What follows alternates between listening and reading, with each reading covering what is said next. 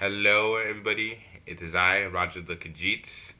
I believe this is my first YouTube video. It might not be. We'll see. No, I'm not using my Raja voice I like to troll people with. When I speak, I want to just use my normal regular voice on my YouTube channel. Probably my content here on forward. I'm not sure if you guys have seen my TikTok content. Probably not, but if you have, you guys have probably heard my crazy Raja voice. But so let's get about talking to my Bengals, right? I want to get in particular this Jets loss. I will do more on videos later on in the future about my team's success this season and how much as a Bengals fan I appreciate it and my history as a Bengals fan, etc., etc. But I just want to get into this loss and why people need to stop over reacting because there are fans who are overreacting, not just Bengals fans, but NFL fans in general, right? So let's get started. One, this Jets team also beat the Titans, another top AFC team. So let's just get that from out of the way, right? You guys also don't understand the crap that went into this game, right? If you watch the other Jets games, like I know my team did, and looked at their footage, they played nothing like how they did it. We were basically playing a completely different team yesterday than what we saw pretty much every other game of the season, right?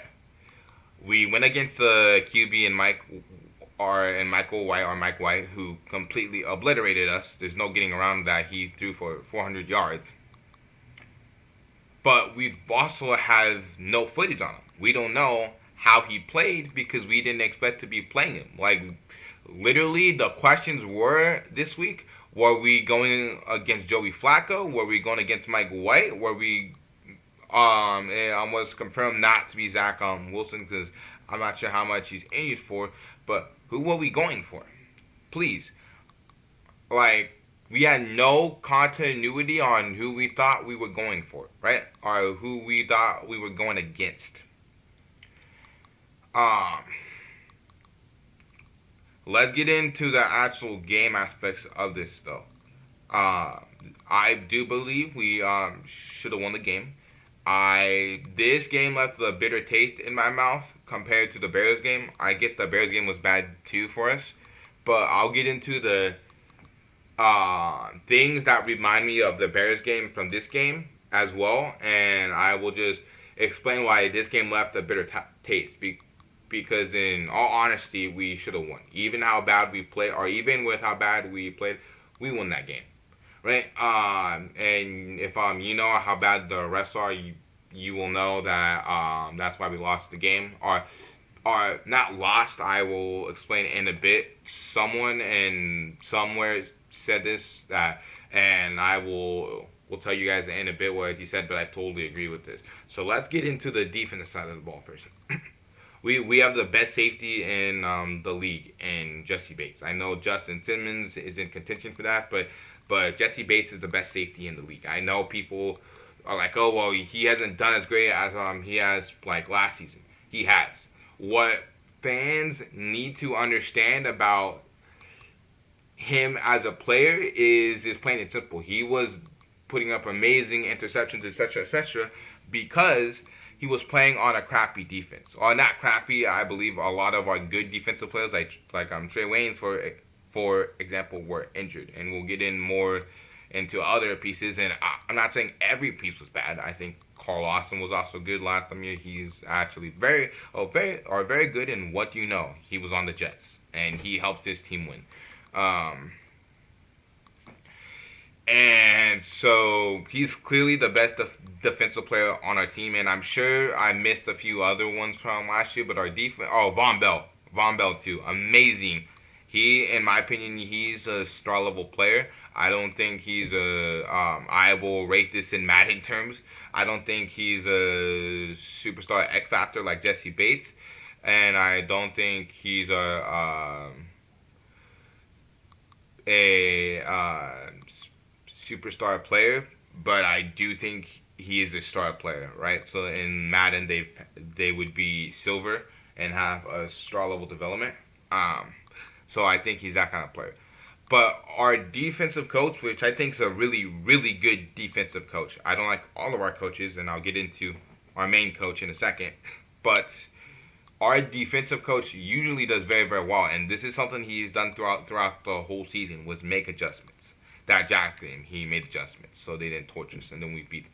He makes adjustments. This game, he didn't do that, right? And that's also partly because honestly, like I said, we were playing against a completely different team. It's harder to make adjustments for a team you know nothing about because they weren't playing like how they were at all on the footage, right? If I watch a lot of other YouTube videos and a lot of analysis, etc., like I do every week for a team, and they all said, you know, hey, um, what's up? Or not what's up? They all said, hey, the Jets' issue is that they don't throw to their receivers. They want to have a run game. That's their biggest strength in their eyes that they want to do, but they can never establish a run game because if they do in like the first quarter, they lose the game because of it, because their run game's so shit, right? That is essentially what it was, right? And if you look at all the takeaways from yesterday's game, their running back played big. They threw to a lot of their receivers. Like I think Mims is a receiver. Mims, who a lot of players were talking about, Mims and all of this other stuff. There was a lot of very good players. Or there was a lot of players who they threw it to. So it's harder for him to make adjustments against a team he knows nothing about because the team was not playing like how the team was weeks prior, right? So he didn't make adjustments this whole game. Our defense was just basically sitting back there and letting them do whatever they want, right? They would break a tackle or they would get a tackle every other play. That's not good. And for Bengals defense, that is horrible because you know how good our Bengals defense could be. And I told a lot of people at the beginning of the season who was clowning me saying that the Bengals defense is bad.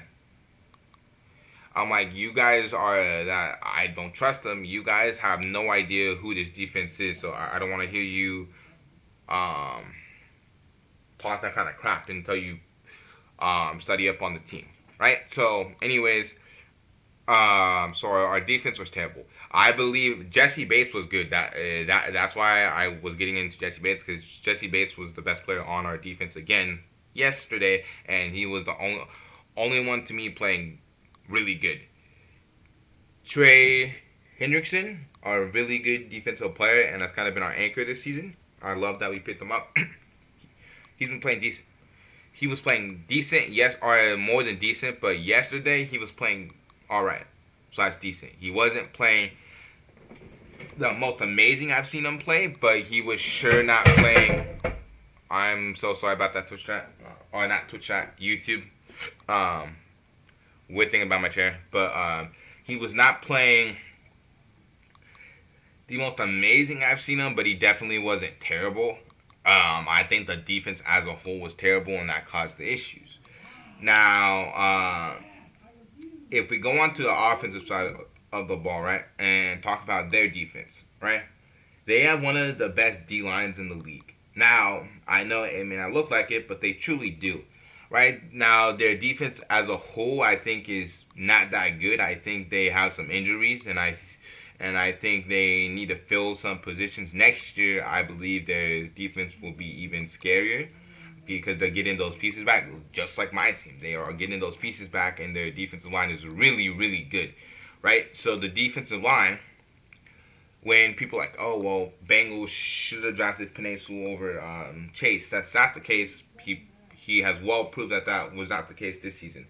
But our O-line is average. This game should show people that do not be content with our O-line because our O-line is, although they're not bad, they are not the best. I want an improvement, right? I want how the Chargers went in one offseason and made an amazing O-line for their Rookie of the Year QB. That's what I want my line to be like next season, right? I think Quentin Spain's been playing amazing. I think Carmen's a rookie who has been getting better. I love Jonah Williams. I think he was a hit for us, which is kind of funny because I believe we drafted him in the 2020 season when we drafted Joey B, and we could have gone Justin Jefferson along with Joey B, right? And then we would have had Jamar Chase this season. But people clown on us for getting Chase and not Sewell when we took a lineman last draft, right? With Joe Burrow when we could have easily had, and what a lot of people say was the offensive rookie of the year in Herbert, right? And we can get into how I think it's messed up that the NFL caters towards QBs more. But yeah,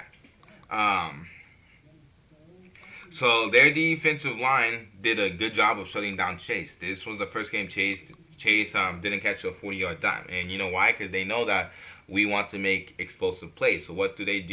They know Chase, but what happens is, and these two players had a very good game because of this, was Tyler Boyd and especially T Higgins. When you shut down Jamar Chase because you're three-manning him, you have two other amazing receivers and a really good tight end in C.J. Uzama who will punish you because you focus solely on Chase. You can't shut down a Joe Mixon, a C.J. Uzama, a Tyler Boyd, a T. Higgins, and a Chase all at once.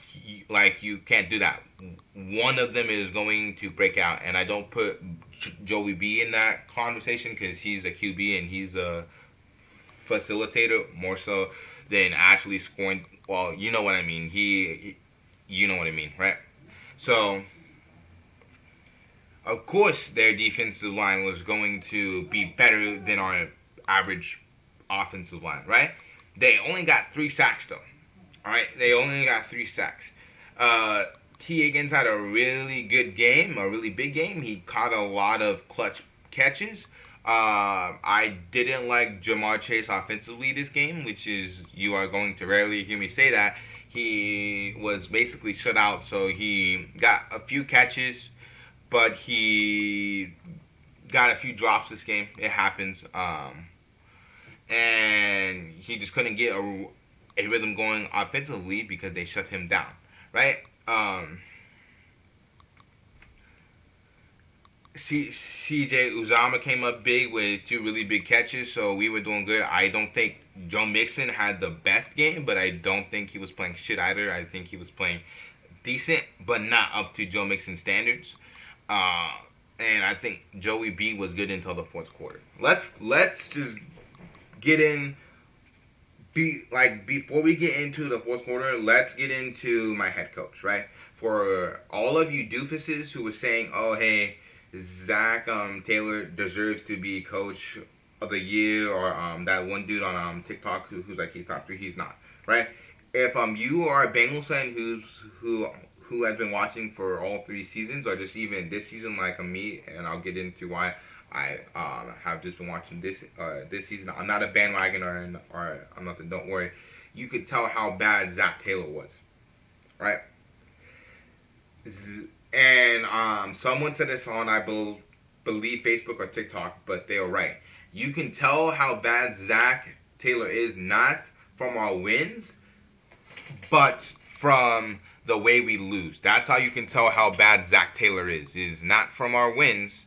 It is from our losses, which is, like I said, I was going to get into the Bears game and talk about or not get into it, but get into the similarities, right? Both games, Zach Taylor had probably his worst coaching game of all time for his career. Both of those games were probably his 2 worst coaching games he's ever had, right? He made no adjustments like the Bears game. He kept running the ball. Why do you keep running the ball 50 million times when you know that it's not going to work? The Bears are just going to, at that point, huddle you in and not let you run the ball anymore. Or not huddle you in, but you know what I mean, collapse on you and won't let you run the ball anymore. It's basic logic. You can't keep doing the same plays and expect to win the ball game. You can't. Right? The only two players who can run the same play in the league and beat you regardless is Aaron Rodgers and Devontae Adams. And you know why? Because Aaron Rodgers is a top 5 QB. In my opinion, he is the best QB in the league. And then Devontae Adams, who is the best wide receiver in the league. Right? It's And Joey B and Chase are getting there in terms of that connection and that's what they did with the Ravens. They pretty much just did the Devontae Adams and the A-Rod. They literally just threw it, or he literally just kept throwing it to Chase, and there was nothing they could do about it, right? Chase is elite, but Chase has a lot to learn still. Or what I mean is I know that some people might clown me and say, okay, hey, well, how can he be elite and have a lot to learn? But you know what I mean, that he is very good, but he has a lot of stuff he needs to learn still.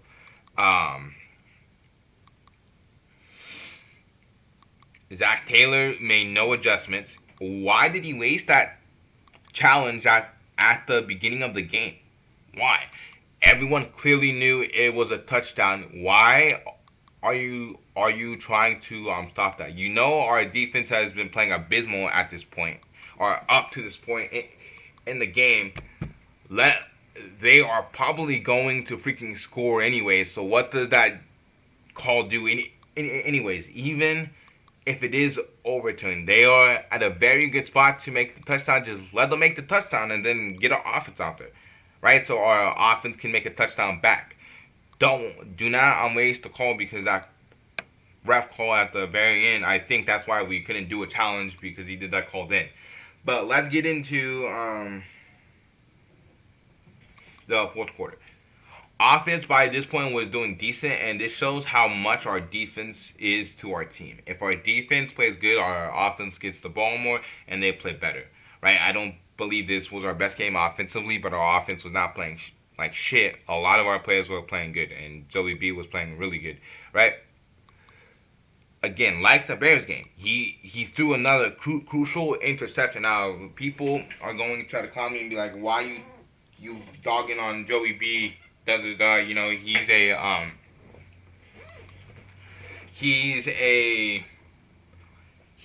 a rookie, you know, blah blah blah, and I get people saying that players in their second seasons are rookies. That's completely okay. But if you also look at this, right? Last season, in week 10, which was when he got his injury, he had a total of 5 interceptions.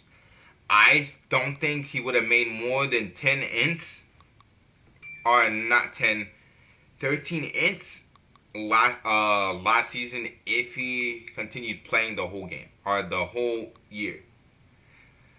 So I would like to know, why is it every game he is throwing an interception? Why is it that he had to throw an interception when we were 2 scores up at our 20-yard line? Because then they get the ball and they make an easy touchdown there. Why? Why weren't you paying attention, Joey B, and be like, oh, this might be a bad throw to make. Just throw it out. And I know he will do this, but I'm telling him this. I love him to death. But he needs to work on his go in the locker room. Look at what you did and realize you lost this game for it, or you helped lose this game for our team, right? Because if that didn't happen, then the play calling that was shit in the fourth quarter, or in the end of the fourth, didn't really matter, because we were 2 scores up and we would have had a score up, or we could have just run the ball the whole time, and it wouldn't have mattered, because if they ran the ball the whole time, we eat up the clock and we try to get a touchdown or try to get our first down. If we just ate up the clock, even with our abysmal defense, I don't think there's a way they win, right? So yeah, that was a bad play by you, Joey B. I want you to go in that locker room, and I want you to look at what you did and say, hey, I fucked up and we need to fix this shit immediately, and ponder on that. Same as our defense. Our defense, I expect everyone to go do that. Now, unlike the Bears game where our defense played amazing, and our offense choked. So our offense needed to go do that this time. I want both of them to look because I don't think our offense played nearly as well as I know it can. But I do want my defense to look in there and be ashamed of themselves and say, hey, we got to play better next week, right? There's no ifs, ands, or buts. Why were we playing like that? Please explain to me. Why were we so damn bad that we allowed the Jets to literally get that much touchdowns on a practice squad QB? What's next, right? What's next? Okay, let's get into the call out the fourth quarter. Right now, I'm a firm believer in for the most part, refs can't lose you the games. I believe the refs were shit. The only game I believe the refs lost the team or made a team lose the game in was the Cowboys versus Chargers, right? And I even got into a fight with Cowboys fans because Cowboys fans were pissed that Chargers were ranked above them, and I'm like, because they are a better team than you guys, and they're like, well, we beat them. I'm like, you beat them because the refs took down 2 touchdowns from them that they should have had, that you guys got lucky with and didn't have, or that you got lucky and they didn't count those touchdowns. So what happened is you beat them, yes, but you didn't deserve to beat them. The refs won you that game, not your people on your team did, right? It was definitely not roughing the passer or offensive or defensive interference. Whatever the play calling was, it was not, right? The dude, I don't know, the Jets player lowered his head to hit Mike Hilton. He initiated the contact, right? He initiated it. It wasn't Mike Hilton. And this was a major play where they would have had to punt the ball to us. We have all 3 timeouts left. And knowing our offense, Chase would have made something happen, or something would have happened, and we would have won, right? Or even if not won, we could have gotten a field goal and tied up the game. I feel much more comfortable us losing a game in overtime because we had a chance to win instead of play calling. The play calling was shit. Why do refs do this? Why do you I literally feel like the refs, and I don't know how the ref system works and how they get placed in what stadium, right? But I literally felt like that this was their home team because I'm not sure, maybe whatever. Like this was their home team, and the refs, being the refs, were like, or the refs are not being the refs, but the refs were like, yo, hey, well, let's let our home team win a game this season because they've only won one, so let's give them another win, right? So let's cut the Bengals from out of that play because you keep in mind it was 3rd down when that play happened. It would have been 4th down. They would have had to punt it to us. Why? And even if they didn't punt it to us, that's a very shitty situation for them. You know why? Because if they try to go for it on 4th down and we tackle them, then we get the ball back, and they would obviously be nervous, etc., because they have to make a 4th down play. This is a practice squad QB. He hasn't been in a big situation like this, and he even said in his interview that he was nervous. So if he was nervous, how much more nervous would have that made him for him to try to go on it on 4th down? Our defense. I trust my defense enough to make the stop, and we get the ball right where we can get a touchdown at, right?